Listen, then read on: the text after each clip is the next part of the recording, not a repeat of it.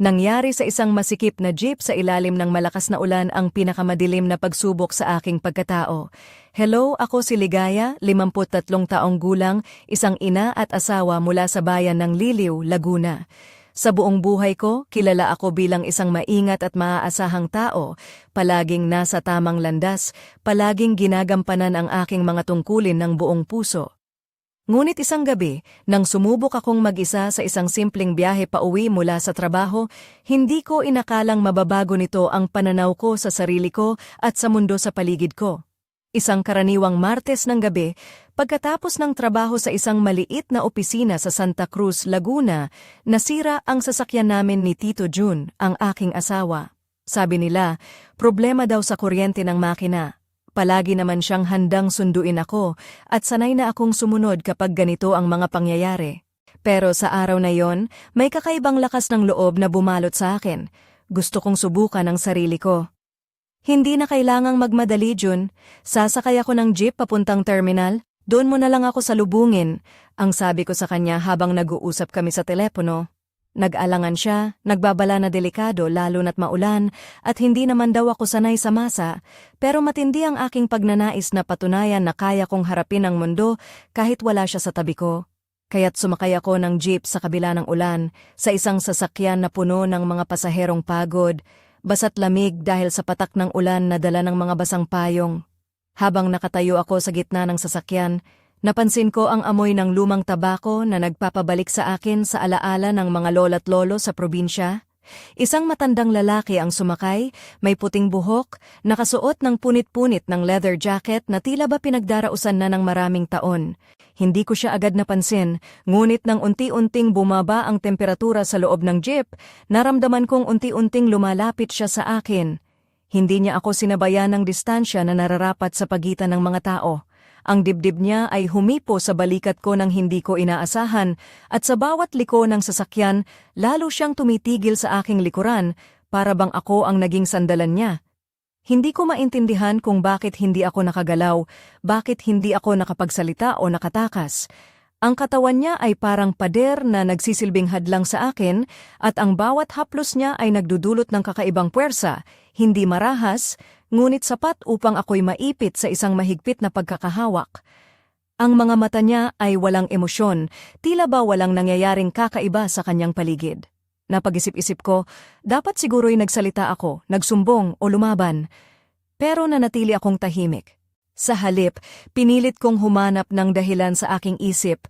Sinasabing matanda na siya at marahil ay walang masamang intensyon.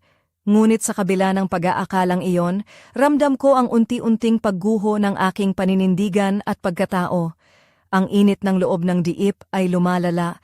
Ang espasyo na aking kinaroroonan ay unti-unting lumiit sa tuwing bumabaling ang sasakyan sa kabila ng ulan. Nararamdaman ko ang bawat haplos niya sa aking likod at baywang na nagdudulot ng kawalang katiyakan sa aking isipan. Ang aking katawan ay tila kinikilingan ng takot at pagkalito, habang ang aking puso ay naglalaban sa pagnanais na tumakas at sa kawalan ng lakas na gawin ito. Hindi ko alam kung paano haharapin ang ganitong pangyayari, isang lalaking dahan-dahang sumasakop sa aking espasyo nang hindi ko inaasahan at ako'y nanatiling walang imik, walang galaw. Ang pagkadismaya sa aking sarili ay parang apoy na unti-unting nilalamon ang aking tapang. Sabay ng pagliko ng jeep, natumba ang aking kamay sa hawakan na nagdulot ng pagkawala ng balanse ko. Nahulog ako, likod ko'y tumama sa dibdib ng matandang lalaki. Hindi siya gumalaw, hindi siya umatras. Parang isang pader na hindi matitinag ang katawan niya. At sa sandaling iyon, ang kamay niya ay dahan-dahang pumwesto sa aking baywang. Hindi ito isang simpleng haplos, ito ay isang pagtatakda, isang pag-angkin na nagsasabing siya ang nasa kontrol. Sa kabila ng lahat ng ito, ang katawan ko ay nanatiling nakapako, parang pinigil ng isang hindi nakikitang lakas. Ang lahat ng aking pagkatao bilang isang ina, asawa, at isang matatag na babae ay nanlalabo sa ilalim ng bigat ng sandaling iyon. Hindi ko na alam kung ano ang totoo at ano ang ilusyon. Ang tanging alam ko ay ang bigat ng sandali, ang init ng haplos at ang katahimikan ng aking kaluluwa habang unti-unting nasisira ang aking mundo. Hindi ko malilimutan ang amoy ng ulan na pumapailan lang sa loob ng jeep, halo ng basang payong, alikabok ng kalsada, at ang matapang na tabako na dala ng matandang lalaki. Sa kabila ng init ng gabi at pagod ng katawan, nanatili akong nakapako sa lugar na iyon, parang isang estatwa na hindi makagalaw. Ang mga mata ko'y nakatingin sa malayo, ngunit sa kalooban ko umiikot ang tanong. Paano ba nangyari ito? Bakit parang nawalan ako ng kontrol sa sarili ko? Makailang ulit kong sinubukan ang aking boses na tumawag ng tulong o kahit magsabi ng huwag o paalis ka. Ngunit ang aking mga labi ay tila pinako rin, hindi umikot ang mga salita sa aking isipan. Sa likod ng aking puso, may malakas na sigaw ng takot at pagkasuklam, ngunit sa ibabaw, nakatayo ako sa katahimikan, nagkukubli sa harap ng mga tao sa paligid namin. Nang papalapit na kami sa terminal, unti-unting bumagal ang jeep. Ang matandang lalaki ay dahan-dahang inalis ang kanyang kamay sa aking baywang, ngunit ang bakas ng kanyang paghawak ay nanatili sa aking balat, nag-iwan ng malamig na bakas na hindi mawawala sa akin sa madaling panahon. Para bang isang tanda na hindi ko na mabubura, isang lihim na dala ko sa bawat hakbang ko. Pagbukas ko ng pinto ng jeep, ang malamig na hangin ng gabi ang unang bumungad sa akin. Sa likod ko, naramdaman ko ang mga matang nakatingin, hindi lang ng matandang lalaki, kundi pati na rin ng mga taong nakasakay sa jeep. Ngunit ang mga ito'y tila mga anino lamang, mga matang nagbabantay ngunit walang kumilos para tulungan ako. Parang lahat ay nagpasya na huwag makita ang nangyayari, huwag marinig ang sigaw ng isang babaeng nagdurusa sa kanilang tabi. Lumakad ako papalapit sa lugar kung saan naghihintay si Tito Jun. Nakita ko siya sa malayo, nakaupo sa tabi ng kotse namin, tahimik at abala sa pag-check ng kanyang telepono. Hindi niya alam ang nangyari sa akin.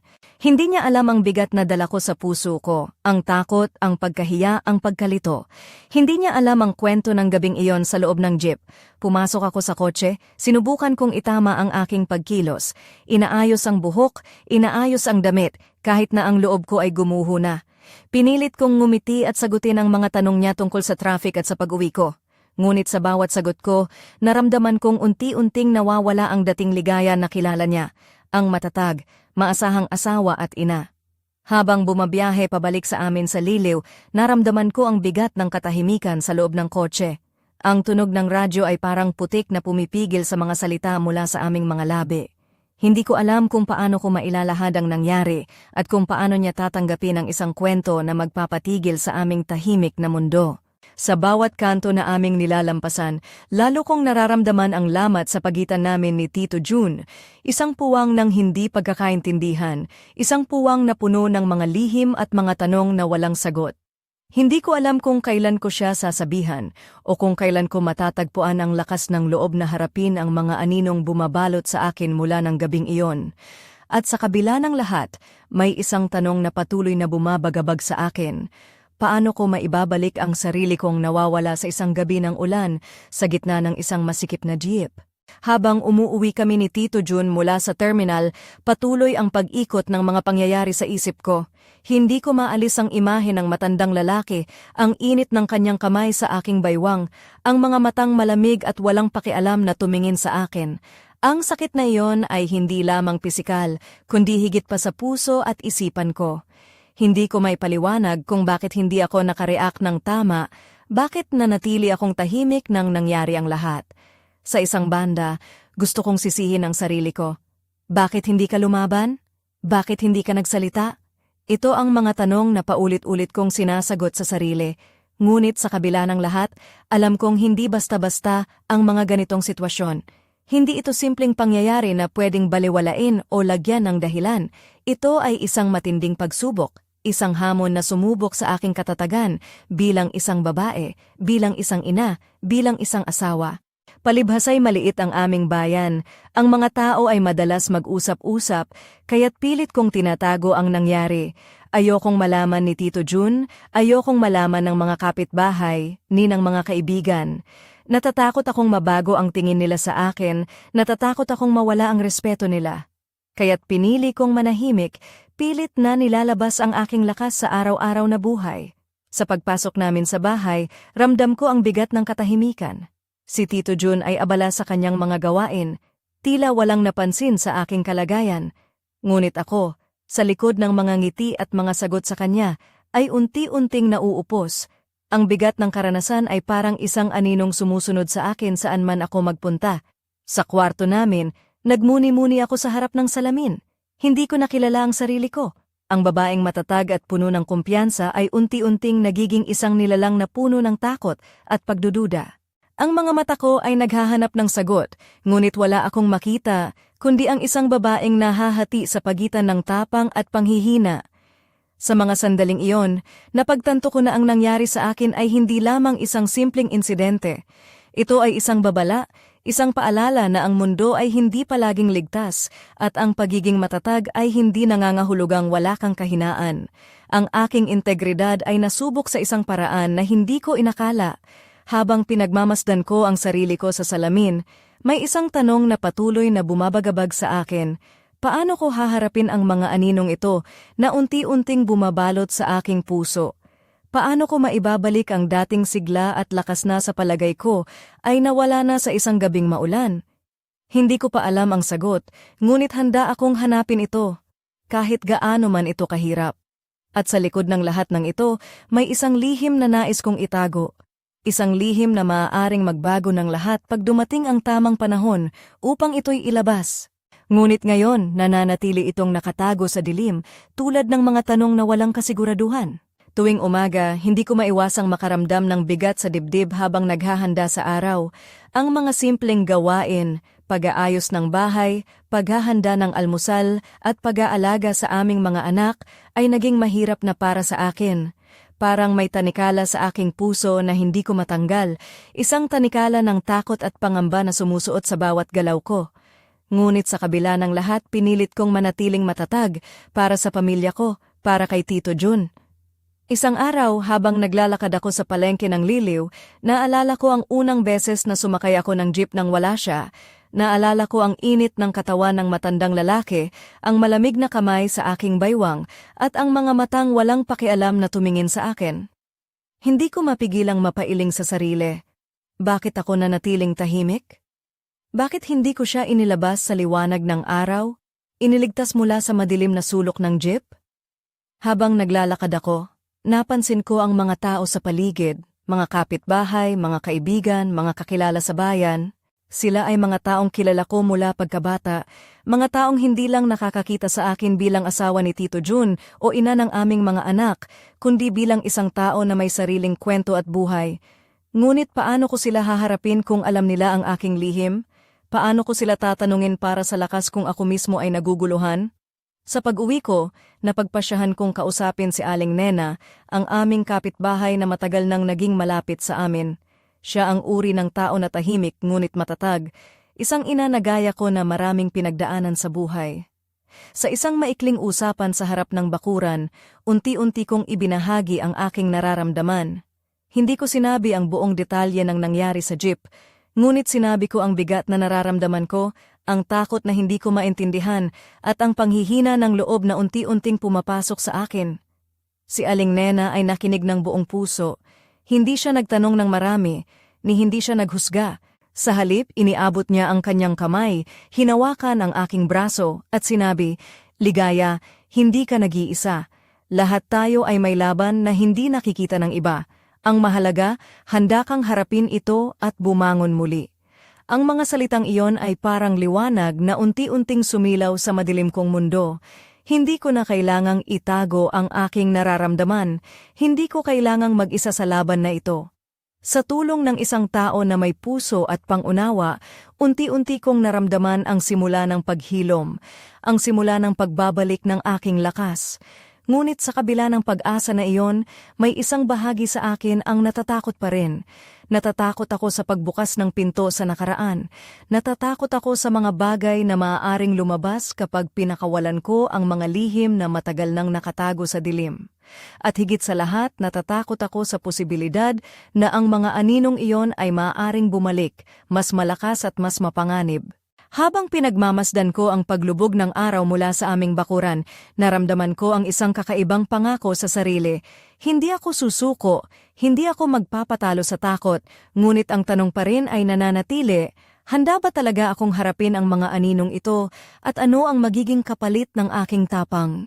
Habang lumalalim ang gabi sa aming maliit na bahay sa Liliw, ramdam ko ang bigat ng mga pangyayari sa isipan ko. Sa kabila ng mga salita ni Aling Nena na nagbigay ng kaunting liwanag, ang mga alaala ng gabi sa loob ng jeep ay parang mga aninong naglalakad sa paligid ko. Hindi ako pinapalampas kahit saan ako tumingin. Tila ba ang bawat sulok ng bahay ay may lihim na nagkukubli at ako ang nag-iisang may alam sa mga ito.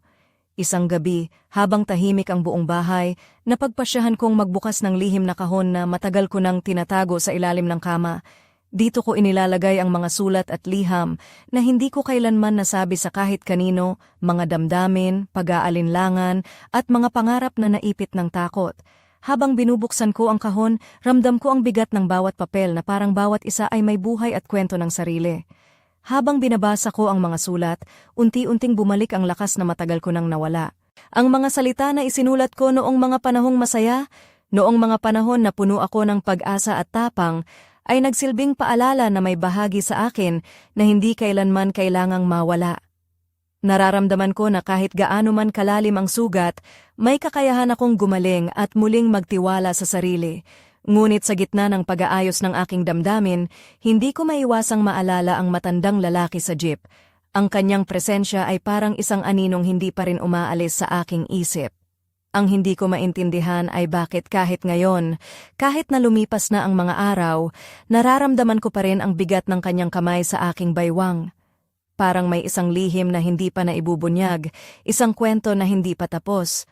Habang iniisip ko ito, napansin kong may kakaibang mensahe na dumating sa aking telepono. Isang simpleng text mula sa isang hindi ko kilalang numero. Hindi pa tapos ang kwento mo, ang nakasulat. Ang puso ko ay biglang tumakbo ng mabilis. Ang mga kamay ko'y nanginginig. Sino kaya ang nagsulat nito? Ano ang ibig sabihin ng mensaheng iyon? Mayroon pa bang ibang bagay na dapat kong malaman? Hindi ko alam kung dapat ba akong matakot o maging mausisa. Ngunit isang bagay ang malinaw, ang buhay ko ay nagbago na at hindi na ito magiging dati. Ang lihim na dala ko ay parang isang apoy na patuloy na nagpapaliyab sa dilim, naghihintay na isang araw ay sumiklab ng buong lakas. Habang nakaupo ako sa tabi ng bintana, pinagmamasdan ko ang mga ilaw ng bayan sa dilim ng gabi. Ang puso ko ay puno ng halo-halong emosyon, takot, pag-aalinlangan, ngunit higit sa lahat, ang isang bagong sigla na nagsasabing hindi pa tapos ang laban na ito. Paano kaya haharapin ang susunod na kabanata ng aking buhay? Ano ang mga lihim na nakatago pa sa likod ng mga aninong ito? At higit sa lahat, sino ang taong nagpapadala ng mensahe na yon? Kaibigan o kaaway? Hindi ko inakala na ang isang simpleng paglalakbay sa jeep ay magiging simula ng pinakamalalim at pinakamahirap na laban sa aking buhay. Sa bawat sandali na lumilipas, unti-unting bumabaha ang aking isipan ng mga tanong at emosyon na hindi ko kayang pigilan. Ang takot na naramdaman ko noon ay hindi lang basta takot sa pisikal na pangyayari. Ito ay takot sa pagkawala ng kontrol, sa pagguho ng pagkatao, sa pagkapahiya na marahil ay hindi ko na maiaayos kailanman. Habang nakaupo ako sa aming sala, hindi maiwasan ng puso ko na humawak ng mahigpit sa mga kamay ni Tito Jun. Siya ang taong matagal ko nang pinagkakatiwalaan, ang haligi ng aming pamilya. Ngunit sa kabila nito, may isang bahagi sa akin na hindi niya pa alam, isang lihim na naglalaman ng kirot at pangamba. Hindi pa ako handang sabihin sa kanya ang buong katotohanan, hindi pa. Iniisip ko, siguro kung sinabi ko, maiintindihan niya ba ako? Magkakaroon ba siya ng galit, pagkadismaya, o mas lalo siyang mag-aalala? Hindi ko kayang isugal ang aming relasyon, ang aming pamilya. Kaya sa halip, pinipili kong itago ang lahat sa likod ng mga ngiti at maikling sagot. Ngunit sa bawat gabi na lumilipas, nararamdaman kong unti-unting nawawala ang aking lakas. Ang bigat ng sikreto ay parang bato na nakasabit sa aking dibdib, pumipigil sa akin na huminga ng malalim. Napagtanto ko na ang aking katahimikan ay hindi solusyon. Ito ay parang apoy na patuloy na lumalaganap sa ilalim ng mga abo. Kung ako lang sana ang nakaranas nito, maaring madali lang itong kalimutan. Ngunit hindi. Ang bawat sandali na lumilipas ay nagpapalala sa aking kalagayan. Ang mga alaala ng jeep, ang mga matang malamig ng matandang lalaki, ang haplos na hindi ko malilimutan, lahat ng ito ay patuloy na bumabalik, parang isang bangungot na hindi ko matanggal sa isip. Sa kabila ng lahat, may isang maliit na tinig sa loob ko na nagsasabing, kailangan kong harapin ang katotohanan, kailangan kong maging matapang hindi lang para sa sarili ko, kundi para sa mga taong mahal ko. Hindi ko kayang mabuhay sa takot at lihim magpakailanman. Ngunit paano? Paano ko sisimula ng paglalakad patungo sa liwanag mula sa kadiliman? Paano ko haharapin ang mga taong mahal ko kung hindi ko pa rin matanggap ang nangyari sa akin? Habang pinagmamasdan ko ang mga mata ni Tito Jun, na puno ng tiwala at pagmamahal, hindi ko maiwasang magtanong. May lakas ba akong harapin ang lahat ng ito? At kapag ginawa ko na, magiging sapat ba ito para mapanatili ang buhay na matagal ko nang pinangarap? Ang sagot ay hindi pa malinaw, ngunit ang isang bagay ay tiyak. Hindi na ako babalik sa dati kong katahimikan. Panahon na para buksan ang pinto ng katotohanan, kahit gaano man ito kasakit. Isang linggo matapos ang gabing iyon sa jeep, isang kakaibang pangyayari ang naganap na tuluyang bumaliktad sa lahat ng aking inaasahan. Akala ko'y unti-unti na akong nakabawi, pinipilit kong balikan ang dati kong buhay, ngunit may isang lihim na unti-unting sumilip mula sa dilim at nagdulot ng matinding gulat sa akin. Isang hapon, habang naglalakad ako pauwi mula sa palengke, napansin kong may sumusunod sa akin. Hindi ko ito inaasahan, kaya't mabilis ang tibok ng puso ko. Ang taong iyon ay isang lalaking nasa pagitan ng 45 hanggang 50 taong gulang, may maitim na balat at maitim na buhok na medyo magulo. Nakasuot siya ng simpleng t-shirt at maong, ngunit ang kanyang mga mata ay may kakaibang liwanag, parang may itinatagong sikreto. Nilapitan niya ako ng dahan-dahan at nang magkausap kami, nalaman ko na siya pala si Mang Ramon, isang trooper ng DIP na minsang sumundo sa akin sa terminal. Hindi ko inakalang siya ang magdadala ng panibagong twist sa aking kwento. Sinabi niya na may mga nasaksihan daw siya sa biyahe ko, mga bagay na hindi ko inakala na may makakita. Ate Ligaya, sabi niya, may mga bagay akong nakita sa loob ng jeep na hindi mo alam. Hindi kita pinagsasawalang bahala, pero may mga tao dyan na nagmamasid at may gustong malaman ang totoo. Hindi ko alam kung dapat ba akong magalit o matakot. Pakiramdam ko'y parang nalalapit na ako sa isang bangin na hindi ko alam kung kailan ako babagsak. Ngunit sa kabila ng takot, may tinik na lumabas sa puso ko, isang hangaring malaman ang buong katotohanan. Sinabi ni Mang Ramon na may ilan sa mga pasahero na napansin ang kilos ng matandang lalaki kahit na pinili nilang huwag makialam. May mga taong may alam, ngunit takot magsalita dahil sa takot o pag-aalinlangan. Ang kwento ko ay hindi lamang kwento ko na lang pala, kundi isang lihim na bumabalot sa maraming tao. Habang pinapakinggan ko ang mga salitang iyon, unti-unting bumalik ang pakiramdam ng pagkawalang katiyakan at pangamba. Ngunit sa kabilang banda, naramdaman ko rin ang isang kakaibang lakas, ang lakas na hindi na ako nag-iisa sa laban na ito. May mga tao ring nakakita, may mga taong handang sumuporta. Ngunit ang tanong ko ay, ano ang susunod na hakbang? Paano ko haharapin ang mga tao na alam ang aking lihim? At higit sa lahat, handa ba akong buksan ang pinto ng nakaraan para sa lahat ng mundo? Hindi ko pa rin sigurado, ngunit ang isang bagay ay malinaw. Ang buhay ko ay hindi na magiging dati. Ang mga pangyayaring ito ay patuloy na sumusubok sa aking tapang at paninindigan. At alam kong darating ang panahon na kailangan kong pumili kung tatanggapin ko ba ang katotohanan o itatago ito habang buhay. At sa likod ng lahat, ang tanong na bumabalot sa aking isipan ay, sino ba talaga ang matandang lalaki na iyon at ano ang tunay niyang intensyon sa gabing iyon sa jeep? Hindi ko inaasahan na ang simpleng paglalakad ko pauwi mula sa palengke ay mauuwi sa isang pagtuklas na magpapabago sa takbo ng buhay ko. Matapos ang usapan namin ni Mang Ramon, unti-unting bumukas ang mga pinto ng isang misteryo na matagal nang nakatago, isang kwento na hindi ko pa lubusang nauunawaan, ngunit ramdam kong kailangang harapin. Ilang araw ang lumipas, nagpasya akong bumalik sa ruta ng DIP, sa lugar kung saan nagsimula ang lahat. Sa bawat hakbang ko sa kalsada na iyon, unti-unting bumalik ang mga alaala ng gabing iyon. Ang init ng katawan ng matandang lalaki, ang mga matang walang emosyon, ang pagdampi ng kanyang kamay sa aking baywang. Ngunit ngayon, may bagong tanong akong kailangang sagutin. Sino siya? At bakit niya ginawa iyon? Habang naglalakad ako sa terminal, napansin ko ang ilang pasaherong tila pamilyar. Nakita ko rin si Mang Ramon na nagbabantay sa paligid, tila may iniintindi. Lumapit siya sa akin at inilahad ang isang maliit na sobre. Ate Ligaya, ito daw ang natagpuan ko sa jeep noong gabing iyon, sabi niya habang iniabot ito sa akin. Pagbukas ko ng sobre, nakita ko ang isang lumang litrato, isang larawan ng isang matandang lalaki na tila kapareho ng sa jeep, ngunit may kakaibang ngiti sa kanyang mukha. Kasama sa sobre ay isang sulat na mababasa ang mga salitang, "Hindi lahat ng nakikita mo ang totoo. May mga lihim na hindi dapat mabunyag, ngunit ang katotohanan ay palaging may paraan upang lumabas." Hindi ko alam kung paano ko i-explain ang bigat na naramdaman ko. Parang may isang mundo na unti-unting bumubukas sa harap ko, puno ng mga lihim, takot at pangamba. Ngunit sa kabilang banda, may isang bahagi sa akin na nais malaman ang buong kwento, ang buong katotohanan na matagal nang tinatago sa dilim ng mga anino.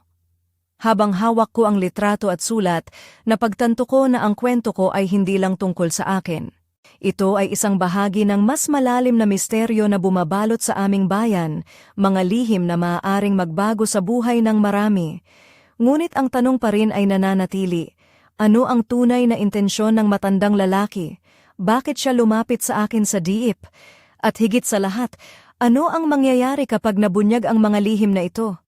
Habang naglalakad ako palabas ng terminal, ramdam ko na ang bawat hakbang ay isang hakbang patungo sa hindi inaasahang kapalaran.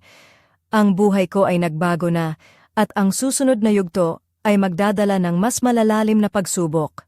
At sa pag-ikot ng mundo, alam kong hindi ako nag-iisa sa laban na ito.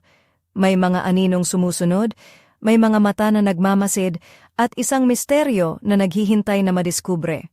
Parang isang bagyong dumaan sa maliit kong mundo ang mga pangyayaring iyon, ang mga lihim na unti-unting lumalabas, ang mga mata ng mga tao na tila sumusubaybay sa bawat kilos ko, at ang bigat ng katotohanang unti-unti kong tinatanggap. Ang buhay ko ay nagmistulang pelikula, puno ng tensyon at mga tagpong hindi ko inakalang mararanasan. Sa bawat araw na lumilipas, nararamdaman ko ang matinding presyon na bumabalot sa aking dibdib. Ang mga aninong dati tahimik, ngayon ay nagiging malakas. Parang mga sigaw na hindi na kayang pigilan. Ang mga lihim na dati nakatago sa dilim, ngayon naglalabas ng kanilang mga ngipin, handang sumugat sa puso ko. Hindi lang ito simpleng pangyayari sa loob ng jeep. Ito ay isang pagsubok sa aking katatagan, isang laban na hindi ko maiiwasan. Ang mga mata ng bayan ay nakatuon sa akin, ang mga bulong-bulungan ay parang mga alon na sumasalpok sa aking pagkatao. Naramdaman ko ang init ng mga tingin ng mga kapitbahay, ng mga kaibigan, ng mga taong dati malapit sa akin.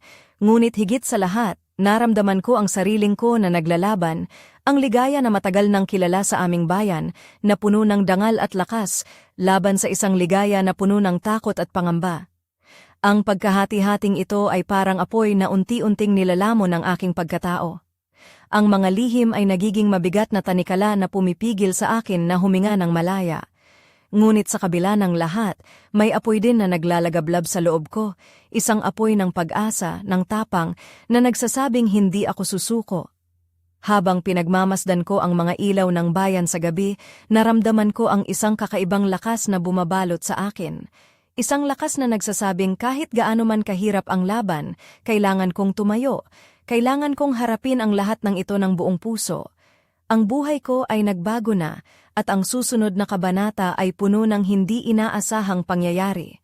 Ngunit kahit ganoon, handa akong harapin ang mga ito, hindi bilang isang biktima, kundi bilang isang babae na muling bumangon mula sa mga abo ng kanyang nakaraan. Ngunit may isang tanong na nananatili sa hangin, naghihintay na mabigyan ng sagot. Ano ang magiging kapalaran ko sa gitna ng mga aninong ito? At hanggang kailan ko kakayanin ang bigat ng lihim na ito? Ang sagot ay nasa mga susunod na hakbang, at ito'y isang paglalakbay na puno ng misteryo at panganib na kailangang harapin. Sa paglipas ng mga araw, unti-unting lumalalim ang sugat na dala ng gabing yon sa jeep, hindi lamang sa aking katawan, kundi higit sa lahat sa aking puso at isipan. Ang bawat hakbang ko ay may dalang pag-aalinlangan, bawat ngiti ay may nakatagong pait, at bawat sandali ay may aninong sumusunod sa akin, nagbabantay sa bawat galaw. Habang nakaupo ako sa silid namin, pinagmamasdan ko ang salamin na tila ba nagpapakita ng dalawang babae, isang ligaya na matatag at isang ligaya na naguguluhan at natatakot. Ang kanilang mga mata ay nagkatinginan, naglalaban sa pagitan ng lakas at kahinaan. Hindi ko alam kung alin ang tunay na ako o kung paano ko muling pagsasamahin ang dalawang bahagi ng aking pagkatao. Ang mga lihim na itinago ko ay nagsimula ng bumigat sa aking mga balikat, parang isang mabigat na krus na kailangang pasanin mag-isa.